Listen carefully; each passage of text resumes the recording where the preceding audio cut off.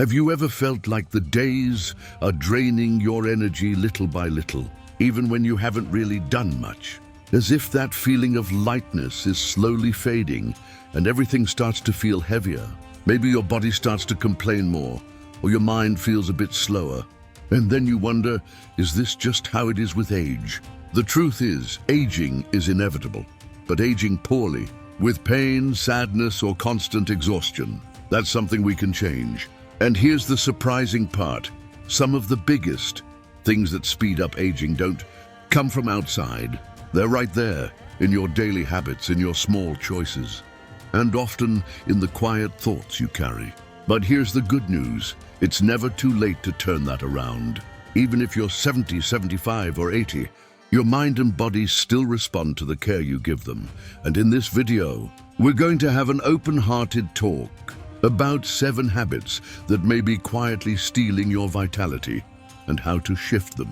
No magic formulas, no extremes, no impossible promises. Just truth, awareness, and a bit of courage to care for yourself. So take a deep breath and come with me on this journey, because today might just be the day you choose to live with more youth, health, and lightness, starting right now.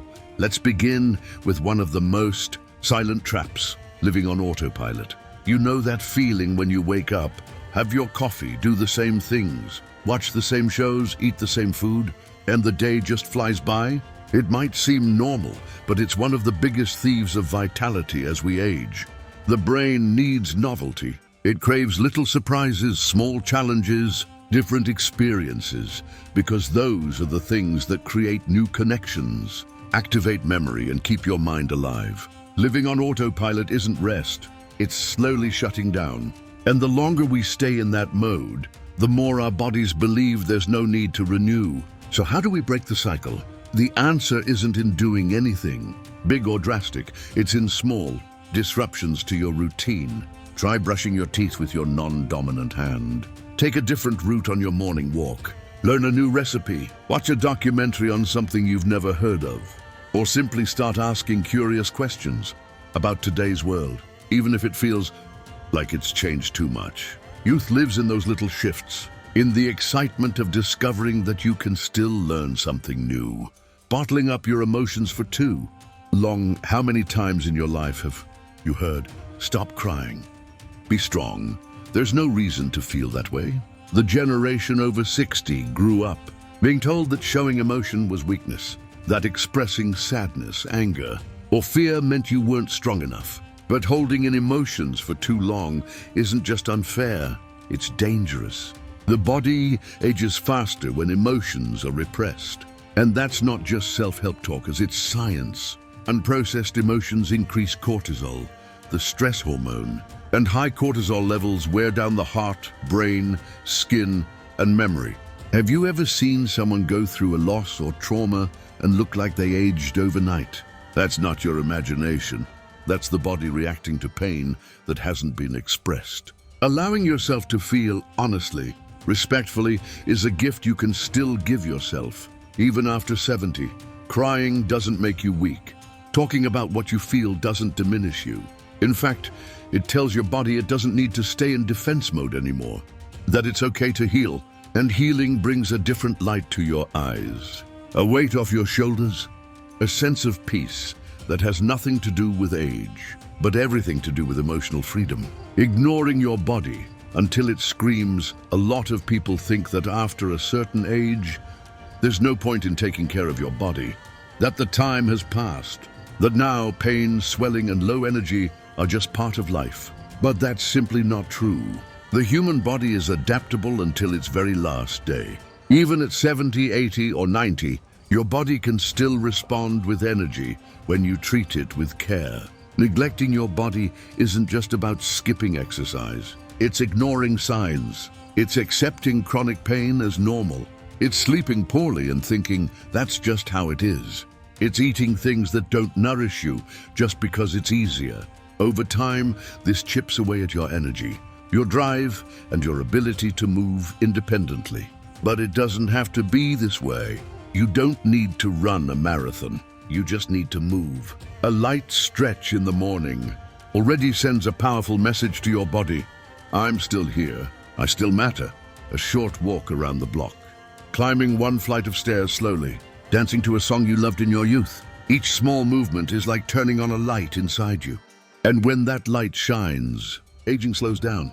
Caring for your body also means eating with awareness. You don't need to follow extreme diets or cut out everything you enjoy. Just notice how certain foods make you feel. Does that daily bread roll truly nourish you? Or would a bowl of oatmeal with fruit leave you feeling lighter? Treat your body the way you would treat a child you love, with attention, patience, and kindness. Or take a deep breath. Notice how your body responds just from hearing this. Maybe you realize something you hadn't noticed before. Maybe you saw yourself in one of these patterns. But this isn't about blame, it's about care. Because recognizing what's harming you is the first step toward reversing what's aging you. Now, the next thing I want to talk about is even more subtle. It may seem harmless, but it's like a hidden crack that slowly weakens your emotional foundation. And the worst part? It's usually reinforced every day, without you even noticing. You know that inner voice that sometimes says, "You're not who you used to be." Or maybe, "Why try something new now at this age?" Or that voice, as common as it sounds, might be one of the biggest enemies of your well-being. It comes from comparison, from the belief that your worth is tied to who you used to be, or even worse, to what others expect of you. And slowly, you begin to shrink. You hold yourself back. You stop seeing yourself as someone who can bloom again. But let me remind you of something you may have forgotten. You're not an old tree. You're a living soul. And living souls can reinvent themselves as many times as they want. Let's talk now about another habit that ages us from the inside, and how to undo it with love. Emotionally isolating yourself, even when surrounded by people. Being alone and feeling alone are two very different things. Some people live with children, grandchildren, neighbors nearby, and still feel invisible. That's because emotional isolation doesn't happen only when the house is empty. It happens when you feel like no one truly hears you. When your stories seem to no longer matter. When your opinions are ignored. Over time, this silent loneliness starts to dull your desire to share. And that's dangerous, because we are built for connection. When you stop speaking from the heart, stop laughing with someone, stop receiving warm hugs, your immune system feels it. Your heart feels it. Your mind slows down. But here's a powerful truth.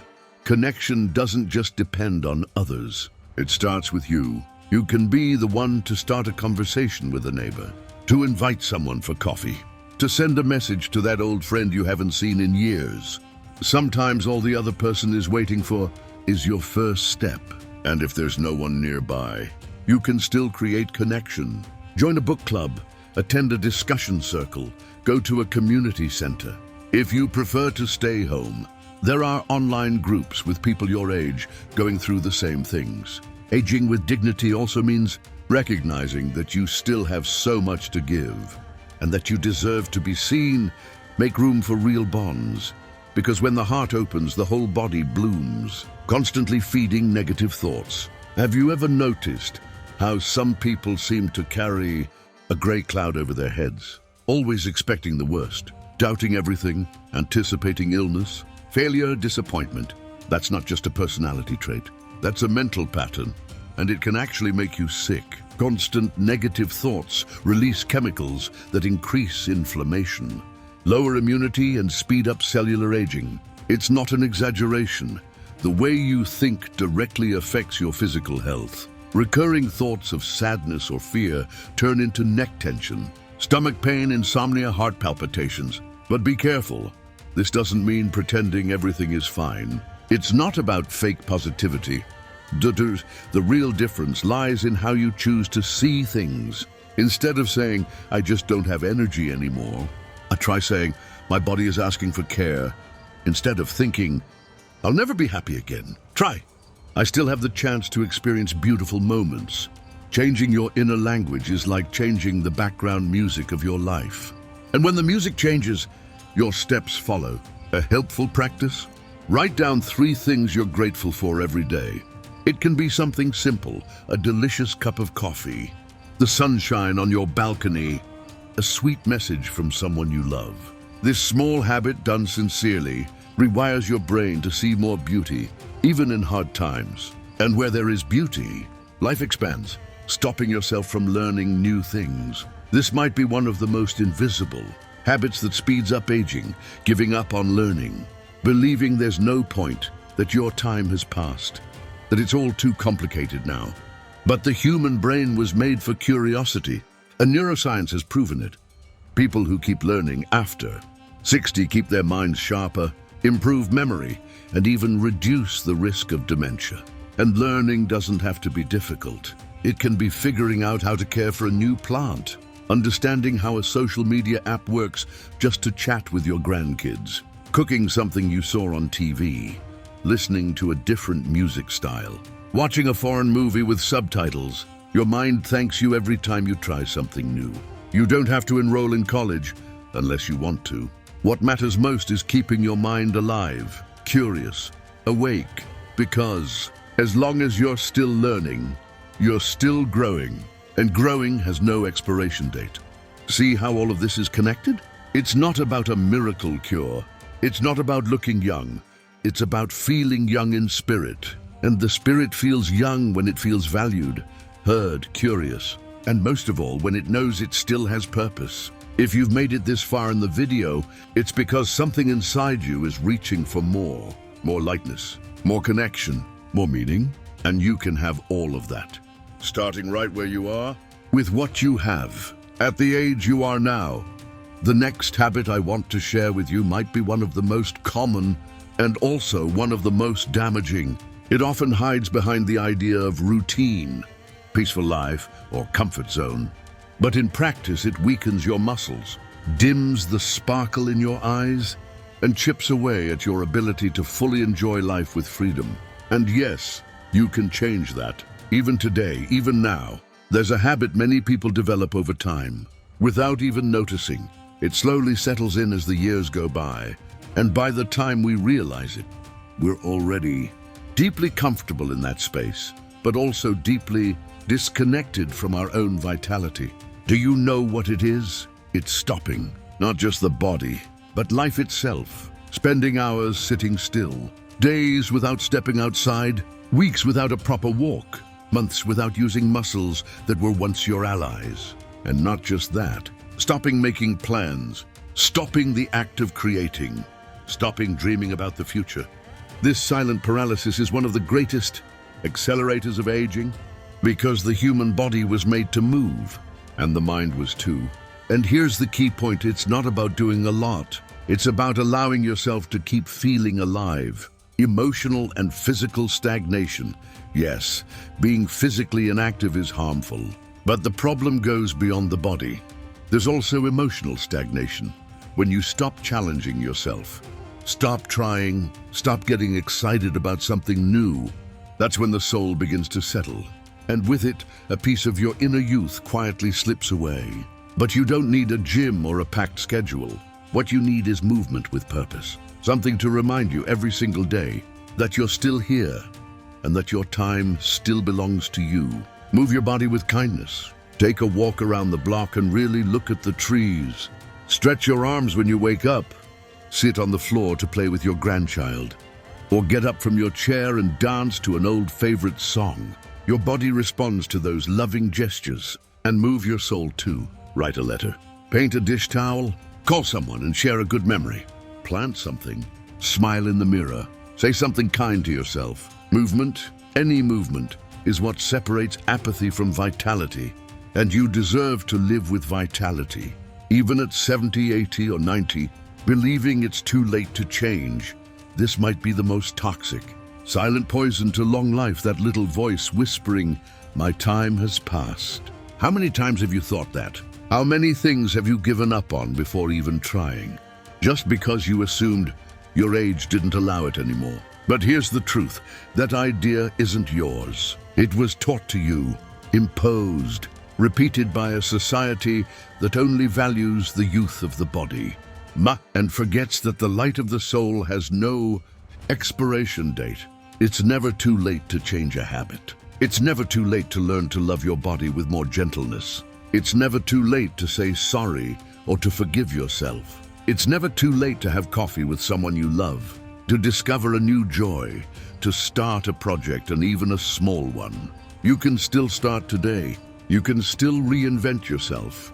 And it doesn't have to be grand or dramatic like in the movies. It just takes one step, one decision, one movement. And if you're thinking, I'm too old for that, let me tell you something. There are people in their 90s starting new hobbies.